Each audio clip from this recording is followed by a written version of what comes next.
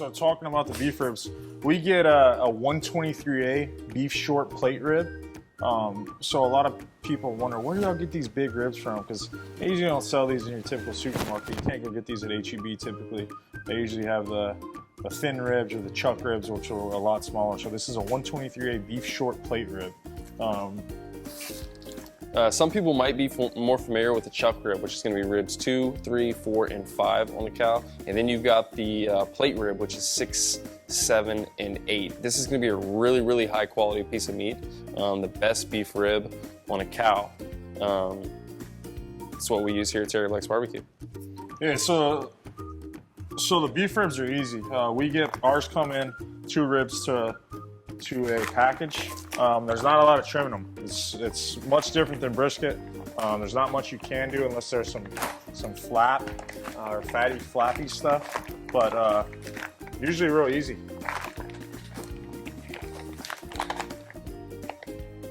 And you can tell why a lot of people like the beef ribs so much. I mean, the marbling in the beef ribs is just incredible.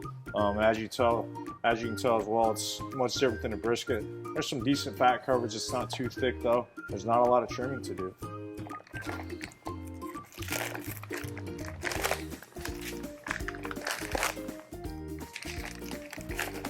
The one bad thing about the beef rib though is they're very inconsistent in terms of fat distribution throughout them, and sometimes in the meat.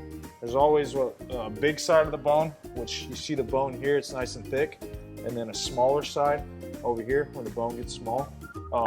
This side tends to shrink up a lot, and I can already tell you on this rack where there's not a lot of meat right here, by the time this thing cooks up, you're not gonna have as much meat on this smaller bone over here. So there's a real distinct way of cutting them.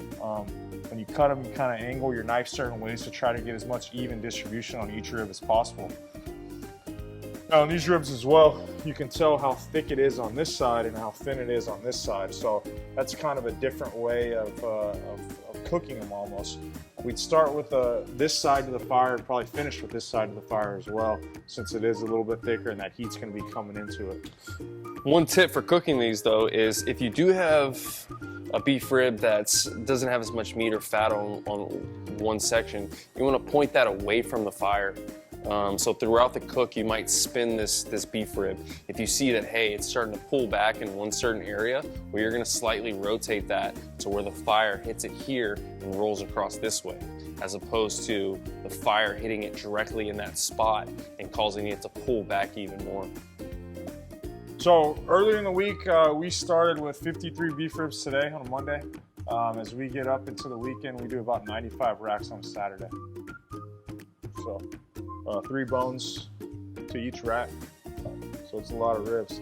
Very easy to cook, like I said, because of all that marbling. They can take a lot of heat. They can take higher heat than a brisket, but sometimes you're getting out with big pieces of fat like that, and you can't always tell when you're cutting a rib after it's cooked. You might open it, you might see some good meat, and you open it up, and it's nothing but fat. They're just so incredibly not evenly distributed. It's incredible.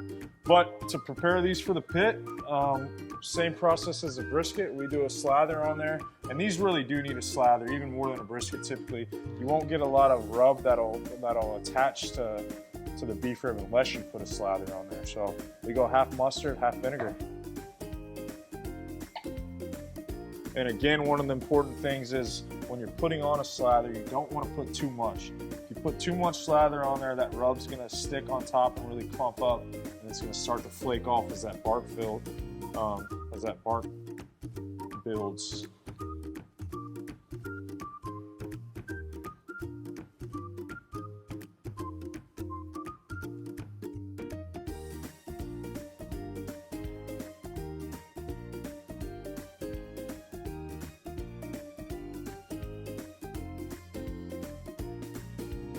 So when you're seasoning it, it's going to be very similar to the briskets. You're going to take this mouth side, the mouth side's going to be up, and like Mark said, it's just going to be a 50-50 salt to pepper ratio.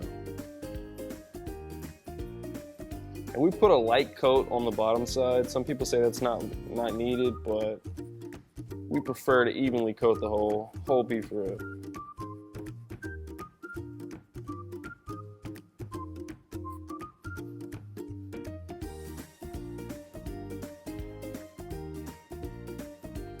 And remember, you want to pat it in. You don't ever want to rub that seasoning in, because then it gets real clumpy.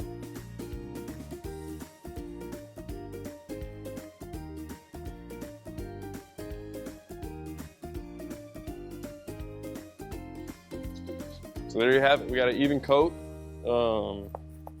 Looks real nice. It's ready to go in the pit.